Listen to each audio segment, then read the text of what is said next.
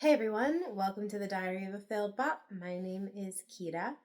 In my last journal entry, I talked about talent testing in the adult industry, and then I realized that I was using acronyms and things that my dear viewer may or may not know about. So I felt like this entry would be a great time to talk about testing in the adult industry, my personal experience with it. Basically, I was introduced from the very beginning, and otherwise, I probably wouldn't have even known about industry standard testing and what it was.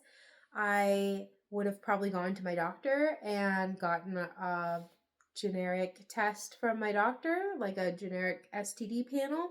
And I probably would have asked the same I definitely would have asked the same of anyone that I filmed with without knowing that there was like a whole industry specific STD panel. Now I know. So basically in the industry, you have two major companies. There's TTS, which stands for Talent Testing Services, and Clear. Those are the two most well-known companies to my knowledge. My experience is predominantly with TTS. I just have felt the most comfortable there, although I did use Clear once or twice. It was a little bit more expensive, so I ended up sticking with TTS. These companies run a full panel, what they consider to be a full panel, and it's called a gold panel. So on TTS, I went ahead actually and pulled it up so I could show you the exact tests. Here's the gold panel TTS test. Give it a second to zoom in. So if you look on here, you can see that it tests for HIV. It tests for Hep B, Hep C, hepatitis B and C, for chlamydia, gonorrhea, trichomonas. I'm saying that right? Syphilis and treponema pallidum antibody. I think that's another syphilis test. And a couple of these are different versions, different types of tests, but test for the same thing. Like you see, there's two different HIV tests because the industry tests have rapid testing capability. A test that you get from your standard doctor, depending on what kind of test it is, may not pick up on an infection if you have one until it has progressed to a certain point. I think I was always told it was 3 months for HIV typically, that you probably wouldn't actually test positive even if you were exposed within like the first 3 months. So these rapid tests are way more sensitive and they can catch things faster. So it's not a direct comparison to a test that you might get at the doctor's office. That's really important to know because some of these tests are just, they're more sensitive, which is good. That's going to help protect you. So if you were planning to film with somebody in the industry, as I was told, you go and you get tested at one of these two major companies. And if you don't happen to live where they have an on-site testing facility, then you have to use a third-party company. So these testing sites are in major hotbeds where people film a lot of porn. So places like LA, Las Vegas, Miami, those are hotspots for the adult industry. Lots of people go there to film. So they have their own testing facilities. You can walk in, you give your samples, they run it in the lab, you get your results within 24 hours, all in the same place, and woohoo, so easy. But if you don't live in one of those areas, you have to use a third-party testing, like a draw site, I think is what they're called, like any labs. And you will have to then pay the phlebotomist, that person there, for collecting your samples, and then you'll have to pay for overnight shipping to the lab where it's actually going to get tested, as well as paying the company who's actually doing the testing.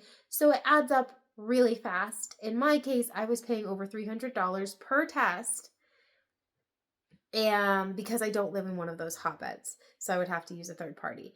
And yeah, that adds up really fast. And the tests are only good for 2 weeks. So it makes it even more challenging, and that is not 2 weeks from the point at which you are proven to have a clear test. It is 2 weeks from the date that you walk in to give your samples. So even if it's, it's going to take a day or two if you're shipping it for you to get a result, to get your results, you don't get to use that first day or two. because your results aren't in yet, but that still counts against your total 14 days. So by the time you actually have results in hand, you might only have like 12 days left now that you are able to film and still be within industry standards. Now, the industry standards are important. They exist for a reason, which is to preserve everyone's sexual safety and health. We want that. Sexual health, I guess. Uh, this is great. This is good for everybody. We want this. Like, studios should ask you for this test. If you're going to go film with a studio, it should be expected that you're getting this test. In fact, they should be paying for the test for you if you're filming with a studio. Obviously, if you're independent, you have to pay for it yourself.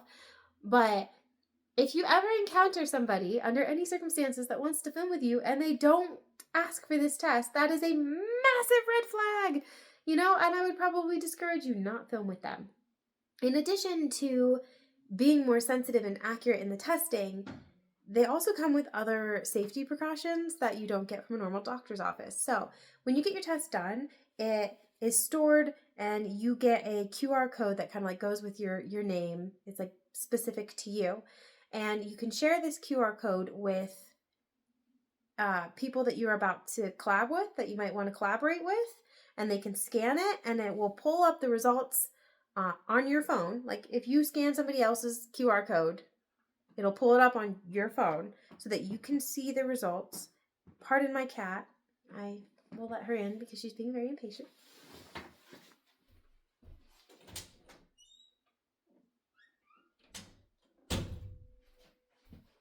Okay. So, I'm going out to collaborate with somebody and I'm going to go film. I scan their QR code, it comes up on my phone, and I see what I need to know whether or not I am clear to shoot with them. So it's basically just going to tell me, did they pass their test? Are they good or not? And that is harder to fabricate. That is something that's harder for someone to fake than if you had just a piece of paper that was printed off or a screenshot, God forbid, on your phone. Those are really easy to alter and to fake your results. So these industry testing companies, go out of their way to try to make it an extra step safer, more secure. And that is important. And you should absolutely use those QR codes if they're available, or else you should ask the person to log in to their portal and to look at the results once they've logged in on a phone where you can actually see that you can scroll up and down, because, like I said, screenshots are really easy to fake. So that's a good bit of advice that I was told from the beginning, and I really appreciate the people who gave me that advice because it was really useful. Unfortunately, when I first started, I didn't know that you had to get swabs because swabs had been added in. The gold panel test, as you saw, all the things it tests for, it tests through a blood draw. So you'll have to, the phlebotomist will have to take, I think it's like 2 vials of blood, maybe 3, but they're tiny.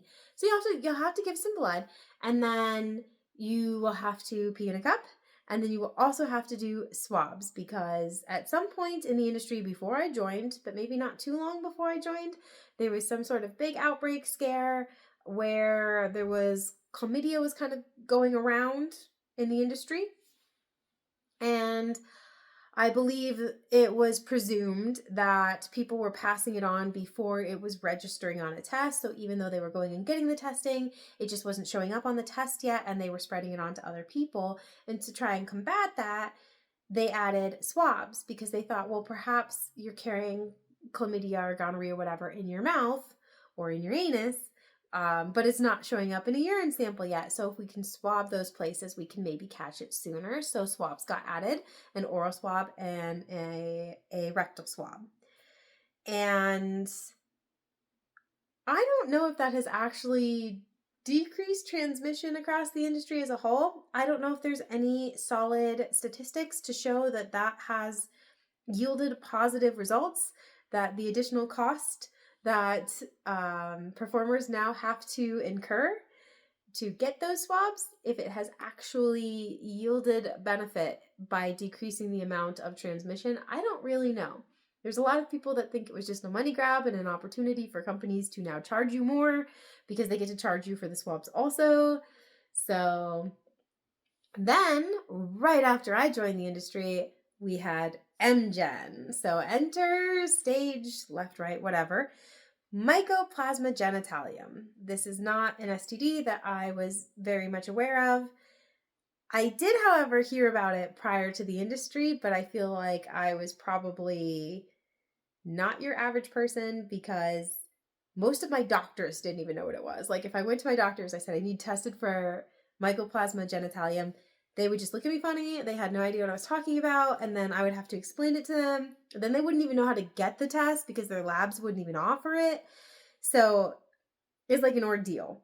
And one thing I will say is that the adult industry is pretty good at being a little bit more on top of sexual health because we're kind of at the forefront of the sexual health of our country given the significant exposure. So this started going around and people were made aware of it, and so it was added on to the panel. So now for industry standards, you are expected to have this gold panel that I just showed you and the swabs and MGen also. MGen for short. But that is also done through urine. So that's just included with, they test it from the urine sample. It is a bacterial infection, kind of like gonorrhea or chlamydia. It's transferred more or less the same way. Not a whole lot is known about it, but what we do know is that it tends to be antibiotic resistant, so there can be difficulties with treating it. It's a huge topic that deserves its own video because, boy, do I have stories to share on this one. Yeah, that will definitely be its own video if you want to learn more about Mycoplasma genitalium, especially in the adult industry. But nonetheless, that is a part of the testing. So if you were curious to know what testing in the adult industry looks like, there you have it. You go to one of these companies or the third-party place to give your sample. You pay a bunch of money to get your test, and then you have to film within 2 weeks. There are certain things, though, that are not on that test. I would hope that perhaps you noticed. So please be aware, this test does not cover everything. The main things that stood out for me is that it does not include HPV and it does not include HSV. HPV, human papillomavirus, is, I believe, the single most common STD that there is. Don't quote me, but I think so. It's very, very, very common. It is a virus. A lot of people can catch it, but their body will fight it off and get rid of it on their own, and so they may never even know they ever had it. It can potentially cause warts, and or, I'm not sure, and or, it might be or, there are versions of it that can potentially cause cancer. And these are not included on this test. And just because you are exposed to HPV does not necessarily mean that you will get warts or that you will get cancer, but you could. And there's no real solid way of knowing anyone that you're filming with what their status is based on these tests. So please be aware of that. Same with herpes.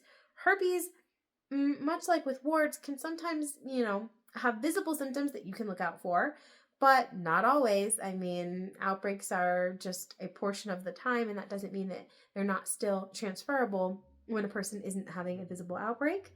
So herpes is also something that you will likely be exposed to at some point if you join this industry, even with the testing.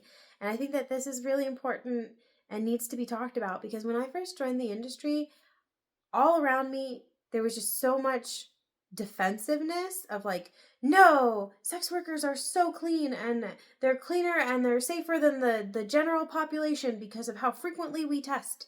I have not thoroughly looked at the statistics to know how accurate that statement is. And it's not that I don't believe it. It's just that doesn't necessarily mean the general population is perfectly clean either. It doesn't mean there's no risk. So I think it's very important that we try, at least I'm going to try to share a full picture, a more broader, nuanced perspective of the industry. Yes, it tests for a lot of things that can really, really help preserve your safety. And especially when you think about people in the general public, there are a lot of people who do not test regularly at all, and they probably really should, but they don't. So it's great that people in the industry are staying on top of their sexual health, but it doesn't test for everything. So bear that in mind, because you can test for that on your own, like I've done. I've made sure I've kept on my health and my knowledge of where my health is on these other components through my own doctor also. And I would encourage that for anyone who might consider joining the industry. If you do think that you want to go through with it, to just take every precaution that you can, please. Obviously, condoms are always an option because that can help minimize your chance of catching an STD. That is a whole nother topic, though, about condoms in the industry or not. It's just like, it's a whole, that deserves its own video as well, so I won't get into that. But also know that even with testing, accidents can happen, things can happen. So there is an incubation period, as was mentioned earlier. It's just possible that somebody could have been exposed and contracted an STD and tested negative, but they are still capable of transmitting that to somebody else. It just hasn't shown up enough to register positive on a test yet. That can happen. Somebody who might have been perfectly clean, tested clean on day one, and then filmed with a dozen people before you, and then was exposed, might have a clean test, but may no longer be clean if somebody that they filmed with gave them something in that time between the test and you. So things can happen, and you need to be aware that these are just precautions. They don't guarantee your sexual safety. But if you were wondering what it's like in the industry to get tested, there you have it. If you go to a third-party testing site, if you're worried also about like judgment, they may not even know what you're testing for. Like sometimes these people, like they just know that they're drawing your blood and they're shipping it to this label. Like they're not even paying attention a lot of the time what the blood draw is for. And quite frankly, people who go to those testing sites go for all sorts of things. Maybe they're drawing blood for work, but it could be any profession. It doesn't have to be the adult industry. There's like lots of other reasons, like drug testing and stuff. So I wouldn't be too worried about like stigma. That's not something I've ever encountered. And if you're going to one of the facilities, they're like on-site locations like TTS, at least in my experience, they've always been so incredibly pleasant. And it's a very quick experience. They get you in and out very quickly. They sometimes have like a little booth. The TTS will have like this little booth you take a picture in, like, I just got tested, woohoo, and you just, I don't know, it's cute. So yeah, the actual experience is usually pretty easy.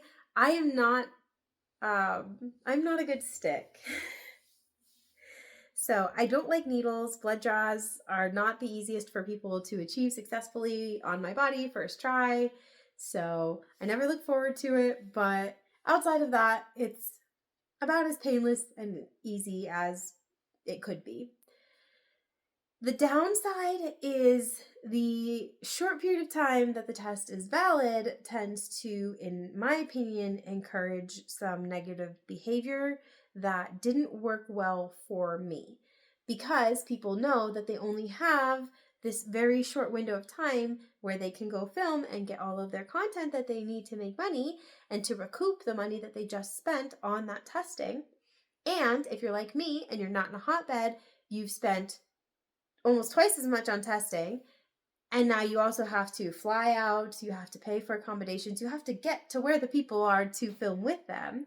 So a lot of money is being spent, and it encourages this just pushing and overdoing of film. You got to make as much content as you can in such a short period of time. I don't work well under like duress and feeling like I have to make quick decisions. So sometimes I would feel like, oh my gosh, I have to make this decision about whether or not I'm going to film with this person like right now.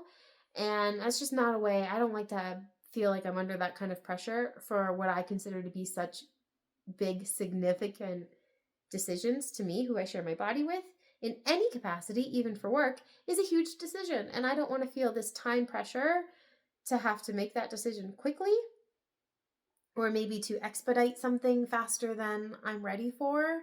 I also feel like it really encouraged the use of aids with men to keep and maintain erections. Men who may normally have no problem whatsoever getting hard. It's not the getting erection that's the hard part. It's the fact that, again, there's this need to film as much as possible in this very short window. and men tend to have a finite amount of times that they're capable of filming a scene in a single day. So they might turn to pills or other aids to try to film more and to get more for their money's worth, kind of thing. And I didn't like that. That's one thing I think is a flaw for the industry, but I can understand the testing is important. I definitely think that that needs to stay. And so I don't know a way around these problems, but that is a negative side of like the testing concept, is that it can kind of put a lot of pressure to do a lot of work in a short period of time, and that might not be good for your body. In fact, I think a lot of the industry can be very damaging on people's bodies if we're not careful to look out for ourselves and to take care of our health. It's very easy for this industry to be harmful, I think. But overall, testing is a good thing. I'm so glad we have it. I wish it was more affordable because we shouldn't be putting such a high price tag on people's health. But there you go, if you were wondering about testing in the adult industry.